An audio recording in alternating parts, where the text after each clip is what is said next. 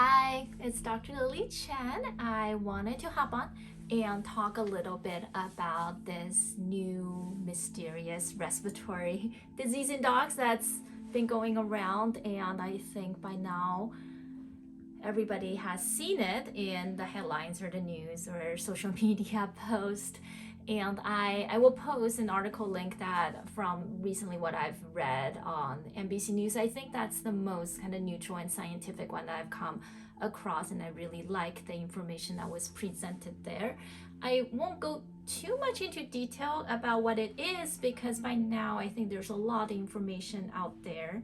The thing that we know right now is that it is an infection. We just haven't figured out if it's a bacteria or a virus. Right now it's leaning more towards being a new bacteria that we haven't encountered yet.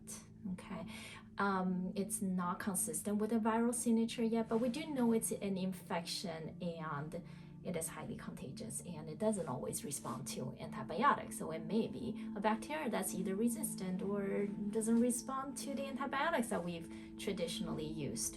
So what's the best strategy? I want to approach it from a more holistic angle because to me, prevention is always best than having the disease and having to treat it, especially since we don't know what it is yet. I have always believed, especially for infections, our best chance is to develop as healthy of an immune system as possible. And that's why we really focus on doing the microbiome work, because the immune system, most of the immune system actually live in the gut. And that make up our immune system. The microbiome health is so important for our immune function. So this is a good time to just check in and make sure that we've restored balance and we're working with the microbiome for good immunity. Some of the other things on my mind, making sure that we don't have any underlying vitamin or mineral deficiency, any underlying toxicities that we have to deal with. Basically just giving the body the most healthy start. And for prevention strategies, I know it's the holidays, so sometimes we are traveling or pets are boarding. If at all possible, it is best to avoid crowded places with where other dogs hang out. So daycare, boarding, grooming. If at all possible, it is good to avoid those just to decrease the chance of it being contracted from other pets that may have the issue. Other things to consider. Probiotics used appropriately for the individual pet can help boost the immunity or help with the microbiome health, especially if we do have to board or we do have to go into grooming. So talk to us or your doctor about the appropriate probiotics. It can be very individual depending on your pet's diet, lifestyle, what their current microbiome is. So we select the probiotics very specifically to that pet's need. And any supplements that can boost immunity, again, to me, it's very individual, so it's hard to make a blanket recommendation, but it can be anything from mushrooms to vitamin C to herbal tinctures. So I think it depends on the pet and the situation, but there are definitely supplements that can help decrease the chance of the pet contracting this infection.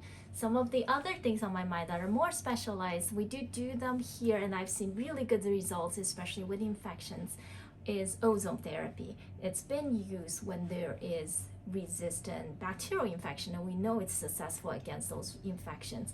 Preventively, we can do something really gentle like a rectal ozone insufflation to just help prepare the pet if you do know, like, okay, my pet may be a little bit more at risk for contracting this.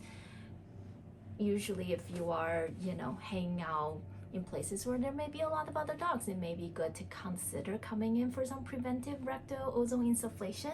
We can also make things like custom essential oil blend for your individual pet to just make sure we have an extra layer of protection. So these are just some of the tools and tips that's been running through my mind as we kind of navigate this new respiratory infection. The only other thing that I've seen as a standard recommendation that's come through is that there's a recommendation that all pets should be brought up to date with Bordetella vaccine and flu vaccine. So this is where, as a more integrative and holistic practitioner, I would say you have to evaluate for your pet if these make sense. Sometimes it may not make sense putting more vaccines in the body because we want the body to be healthy. We want them to have healthy immunity. And I don't know, since we already know that this infection is not caused by Bordetella and flu virus, that doing the vaccines is going to prevent this infection. It may make sense to prevent these diseases, but I think it's very individual and is worth a conversation before you get pets on all the vaccines. So let us know if you have any questions at all. We're here to help. Thanks.